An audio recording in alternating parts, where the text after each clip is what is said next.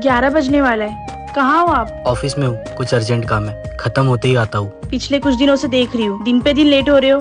हाँ तो काम कर रहा हूँ, छोड़ दूँ? अकेले हो या और भी कोई है? मैनेजर है, श्रुति है और प्यून है, बाकी सब चले गए। श्रुति? हाँ श्रुति, कलीग्स है ना मेरी। आपने तो कहा कि सब चले गए ना, तो वो क्या कर रही है वहाँ पे? देखो आप ना अपना ये फालतू का शक करना बंद कर दो पहले। आ रहा हूँ घर पे, खाना खा के सो जाना, लेट होगा मुझे। तेरा मेरा मिलना दस्तूर। आप सोए नहीं अभी तक? आप इतनी रात तक बाहर थे, मैं कैसे सो सकती हूँ? आप फ्रेश हो जाओ, मैं खाना लगाती हूँ। रुकिए, आपने खाया? आपके बिना खाया है मैंने आज तक खाना।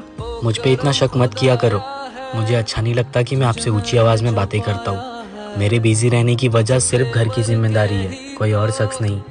बेफिक्र रहो आप, मैं सिर्फ आपका हूँ। तेरे संग यारा खुश रह।